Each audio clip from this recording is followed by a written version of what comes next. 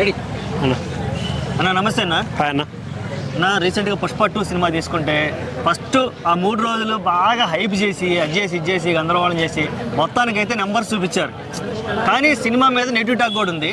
నా క్వశ్చన్ ఏంటంటే బాహుబలి 2ని చూసుకుని వీళ్ళందరూ చేతులు కాల్చుకుంటున్నారా? బాహుబలి 2 కాదు కానీ కేజీఎఫ్ 2 ఎగ్జాక్ట్గా కేజీఎఫ్ 2 చూసి ఏదో ఉన్న స్టోరీని ఎలాబరేట్ చేసి ఇంకొంచెం డబ్బులు సంపాదిస్తాం అని ఆ థాట్స్లో ఉన్నారు.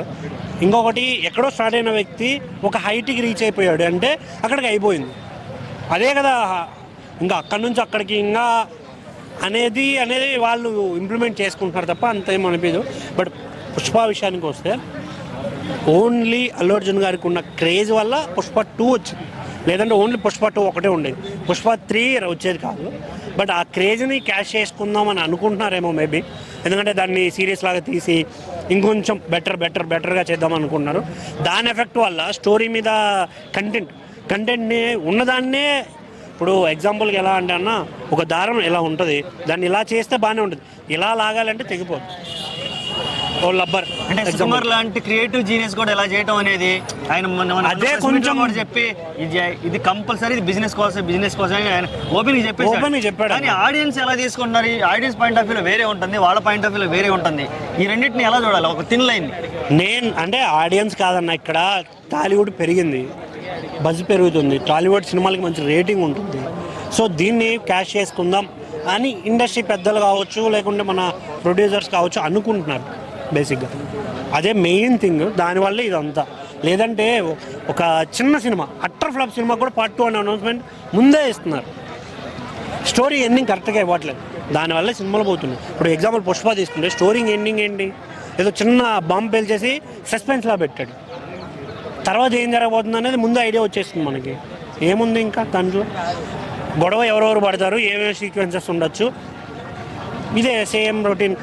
స్టోరీ లేకుండా పోయిందన్న. ఇంకోటి మన షికావత్ అసలు ఫస్ట్ పార్ట్లో ఎంత హైప్ చూపించారు ఆయన్ని. విలన్ అంటే ఇలా కదరా ఉండాలి, ఏం మాసున్నాడు.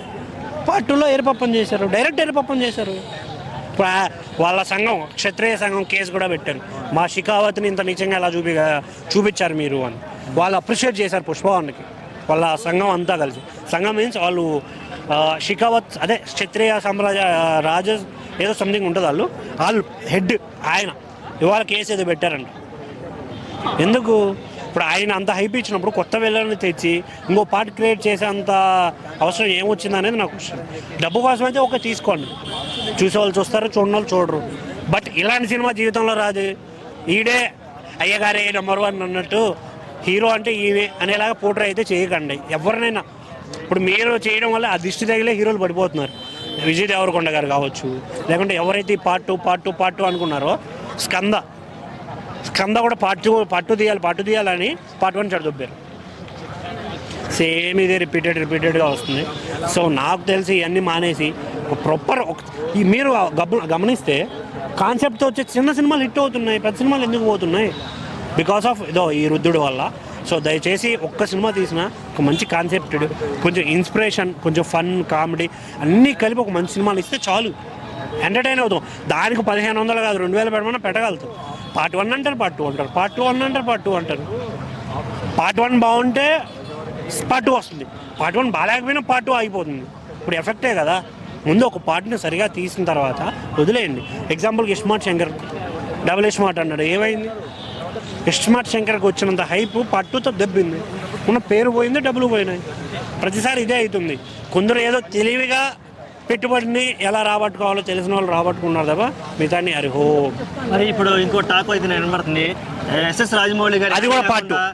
ఎస్ఎస్ రాజమౌళి గారి హ్యాండ్ లేకుండా ఇప్పుడు అల్లు అర్జున్ గారు దాదాపుగా బాలీవుడ్లో పాగేయటమే కాదు, దాదాపు 1000 కోట్లు రీచ్ అవుతున్నారు అనేది టాక్ ఉంది. అవును అన్న, రాజమౌళి అనే ఒక డైరెక్టర్ అన్న, ఆయన మార్క్ అది. వేరే వాళ్ళ మార్క్ రీచ్ అవ్వద్దని ఏముంది రూలు? నాకు అర్థం కావట్లేదు. వీళ్ళందరూ రాజమౌళితో కంపేర్ చేయడానికి, రాజమౌళే ఆకాశంలో లేడు కదా, వీళ్ళు ఎందుకు ఆకాశంలో పెడుతున్నారు నాకు అర్థం కావట్లేదు. ఇప్పుడు జేమ్స్ కెమెరాన్కి 18,000 కోట్లు ఉన్నాయి ఒక సినిమాకి, ఆయన ఎందుకు పోల్చట్లేదు వీళ్ళు?